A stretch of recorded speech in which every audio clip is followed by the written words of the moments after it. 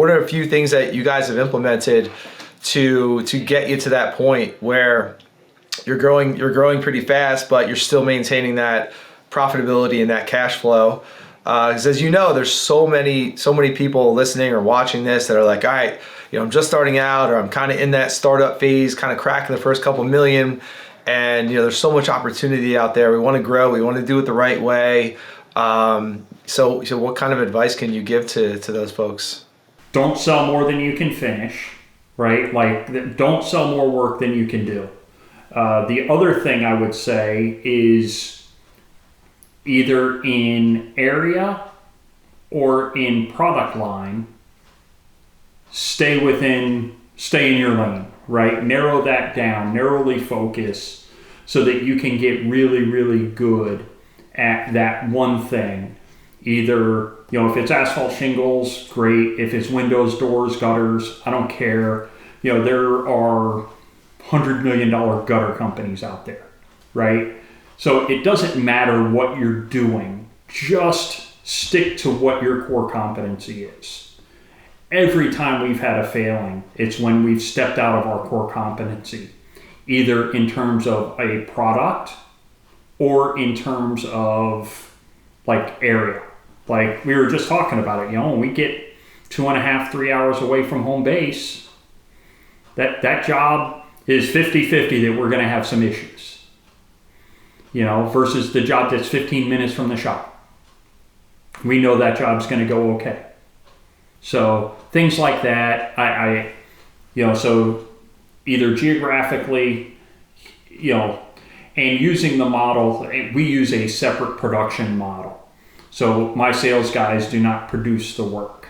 I love that. But yeah, if you're, think about it. Somebody that's good at sales is probably not good at production. I haven't met an excellent salesperson whose attention to detail is good enough to work. And I think of it not even in terms of construction. We're in a tech community, right? The guy that's selling code isn't the guy that's writing code. The attention to detail just isn't the same.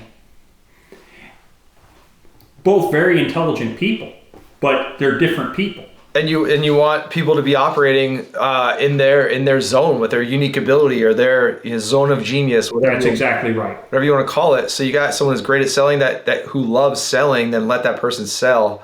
I agree with that. Yeah, I know. There's different ways to slice it, but that's kind of how we're not a roofing company, but that's how we run too. We have a sales team, and then when they make a sale, then our fulfillment team takes over, our coaching team, if you will. And it's just right. And you're able to build better processes that way, in my opinion. So that makes a lot of sense. Absolutely. And one of the things that another thing that I would suggest to somebody starting up is early on. Everybody talks about SEO, and I didn't title it as unpopular opinion of the day, but I said an easy way to find somebody who does SEO is Google. Right? So if they do their SEO good, they'll probably do yours good, right? It's really simple stuff, right? This stuff, what we're doing is very simple. Being in shape is simple, right? Eat right, exercise. Two things. Now, simple doesn't equate to easy, but most of this stuff really is simple. My thinking behind it is you want to, in the early stages, to get the deals. I don't care if you're buying leads. Home Advisor is fine. I've bought more Home Advisor leads than I care to admit. Know that you're only going to close about 20% of them. When you should be closing a third of your deals, know that you're only going to close 20. The other thing is somebody that's going to tell you that SEO is going to immediately change your life. Probably not. It takes time. One of the SEO rankings is how old your website is. So, the older your website is, the higher the ranking you get. So you need time in order to get there. It's somebody who tells you, hey, listen, you're probably going to double the first year and then 30% more the next year and 20% more the year after that and 20% more. That's somebody that you probably want to do, but it is something that you need to do. and have an overall brand strategy.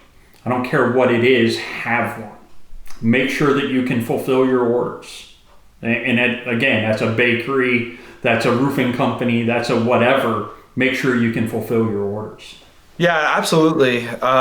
We are a marketing training company primarily focused on social media marketing and advertising. But I'm always aware when answering someone's question, when giving advice. Well, number one, it's really hard to give advice if you don't know the context of the person asking the question. What their situation is, what their resources are, what their intelligence is. What their day looks like, and who their customer is. Yeah,